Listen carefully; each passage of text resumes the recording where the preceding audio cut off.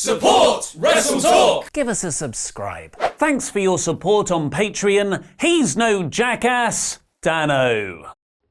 We've got new Raw Tag Team Champions! The second part of the draft is even less surprising than the first, and WWE just managed to ruin the Fiend again, for like the second time in 9 days. And there's also huge news with a WWE star trying to quit the company and an update on CM Punk's potential return to wrestling. Click the timestamps in the video description below to go straight to any of those stories.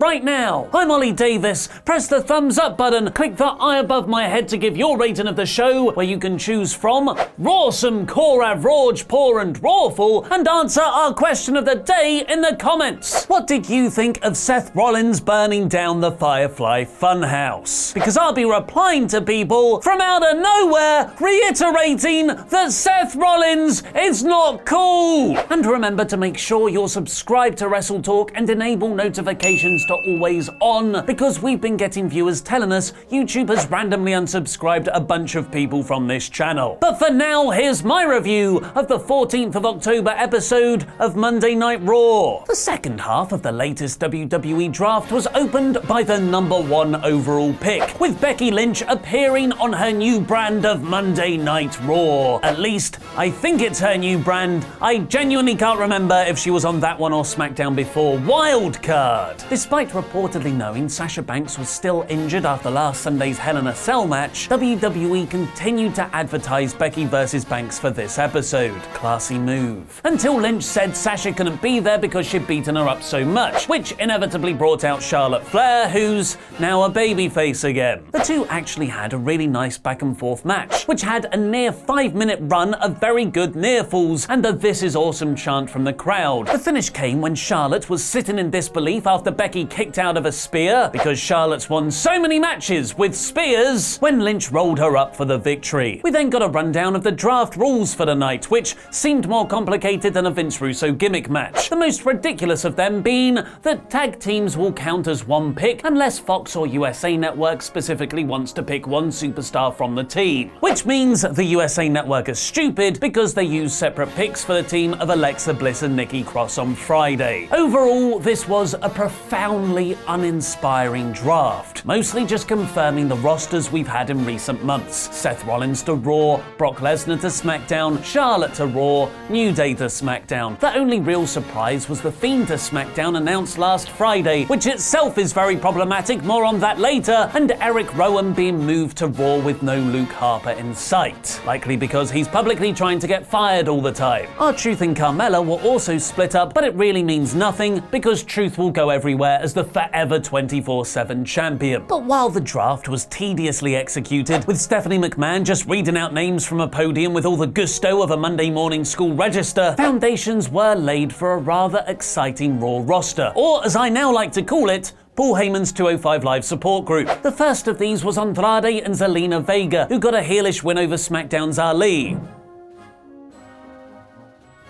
And then we got a soft reboot of the tag division, where after months of name changes, squash matches, and then slightly longer matches exclusively facing the OC, the Viking don't mention the war experience! Raiders actually got properly over with the crowd, beating Dolph Ziggler and Robert Roode to become the new Raw Tag Team Champions. Heyman's fingerprints were all over this, with big moves starting the match, more big moves in the match, and then all the big moves to end the match. WWE have finally figured out how to get the crowd into the Vikings, and an intense backstage promo afterwards where they referenced winning the IWGP, ROH and NXT tag belts. Pop this, jabroni Mark! Ziggler and Roode were later drafted to SmackDown, but the real losers here are the OC, who had the tag titles taken off them for absolutely no reason after SummerSlam. Another foundation of Heyman's new Raw appears to be Aleister Black, who was confirmed for the brand and then got a strong victory over Eric Young with his new Dark Ritual submission finisher, and all for a new submission move, but the Black Mass is one of the most over moves in the company. He really should be winning with that. Further building Raw's tag division, the OC awesomely started the Street Profits' first feud with a backstage beatdown. Ricochet then defeated the also drafted to Raw Shelton Benjamin. Is this still a gimmick? I can't remember what happened to that. Later on, Ricochet was added to Team Hogan for Crown Jewel, because some of Hogan's best friends are superheroes. Unfortunately, not all Paul Heyman is good Paul Heyman. The Rusev, Lana and Bobby Lashley storyline continued with Bobby giving Lana a deep massage in a spa, which is a reference to sex. But I know your secret, Bobby Lashley. You're not thinking about Lana. You're not thinking about Lana at all. You're thinking about those 3 beautiful sisters of yours. Aren't you, Bobby? You like that, Bobby?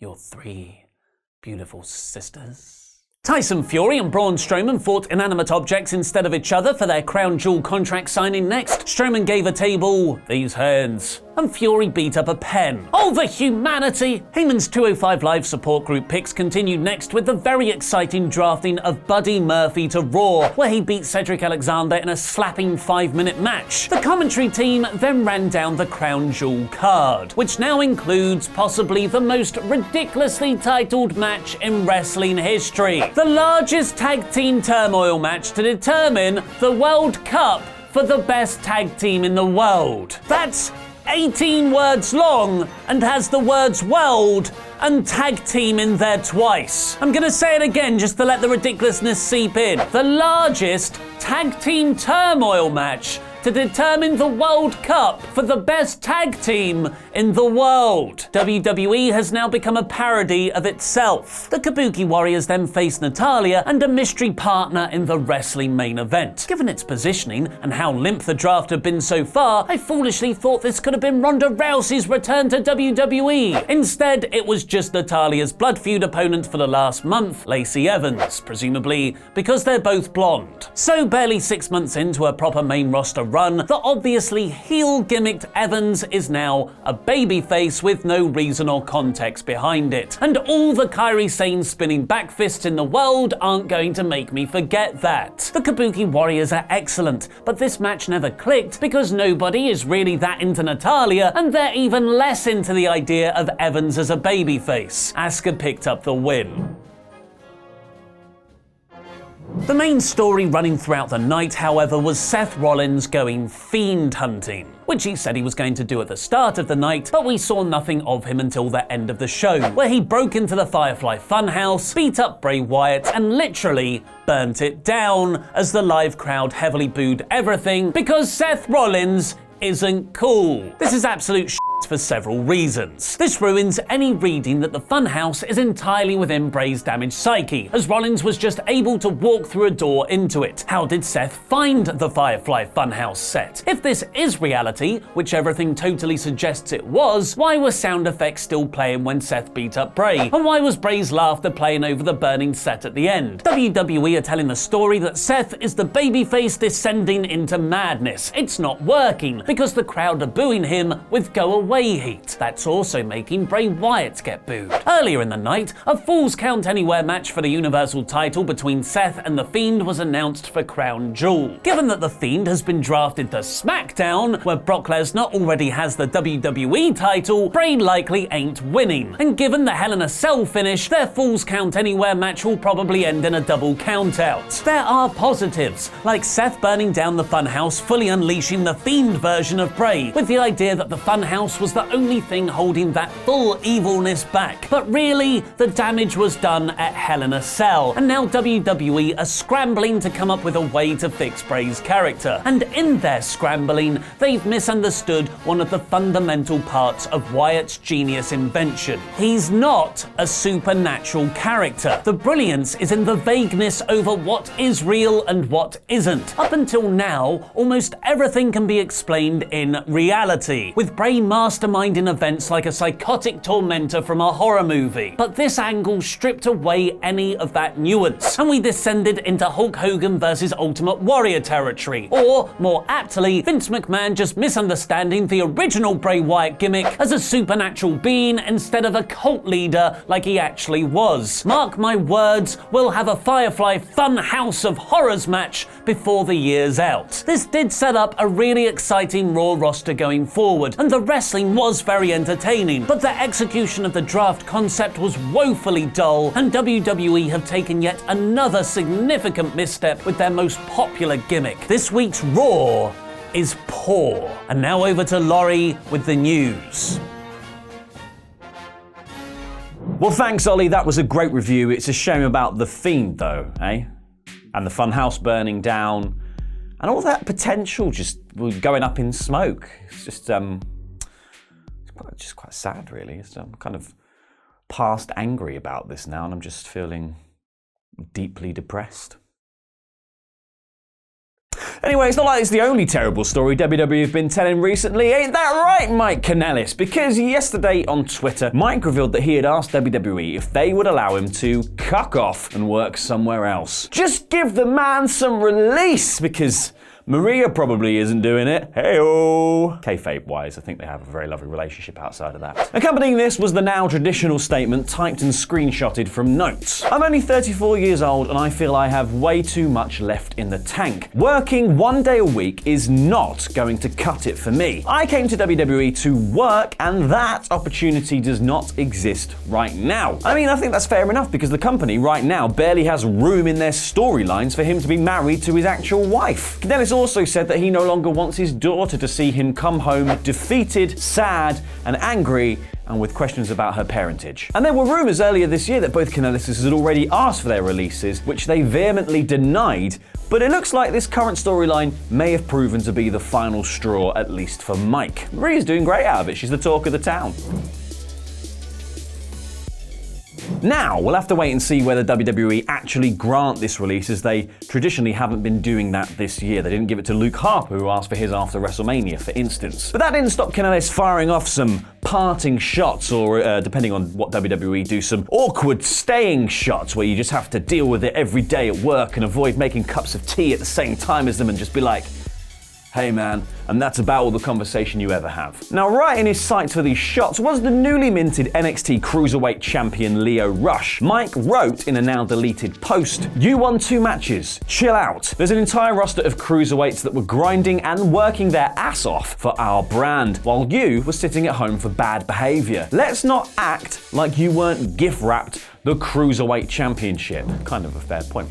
To which Leo responded, "You're right, I was home, see? Reflecting on my past and how I can get better. Getting back on a positive road to become a champion literally and figuratively. Spending time with my children that are actually mine. I get your anger, trust me. Win a match first, maybe we can talk later." Now, I can't tell if this is a real fight or not. It's like there's a deleted tweet, so that suggests you're sort of in trouble for saying something you shouldn't have said that's outside of kayfabe. And then Leo's like, "Who's the daddy of your kids? And you gotta win a match first." Like it isn't scripted and booked. So do they know what realm they're having this fight in, whether it's imaginary or real? I'm really confused. Also confusing is CM Punk's current relationship with WWE. When is it not? Because his audition for a hosting role on a Fox show about WWE said that he's open to a working relationship, which Triple H also echoed, saying he's open to a work-based relationship, but we all knew that from the Attitude Era with the whole Stephanie thing. And now the mystery continues with this odd little bit of news that CM Punk's stock on Pro Wrestling Tees has just disappeared. All of the Punk t-shirts and merch have been removed from the website, and all that is on sale is a CM Punk Sucks tee with the header, "He once crashed the ProWrestlingTees.com website, stopped chanting his name at live shows, CM Punk sucks now." And as with any and all news related to Punk, this could mean that WWE return is closer than ever, and removing his merchandise from a competing store certainly seems like a sign. I mean, doesn't it? I mean, although maybe they just ran out of stock. I think it's the other one. Thank you for watching, and don't forget to subscribe to WrestleTalk if you haven't already, and click the video over there to find out which WWE stars are angry at the draft. And thank you to all of the names scrolling away beneath me for being our awesome pledge hammers on Patreon. We love you. I've been El Fakador, and that was Lucha.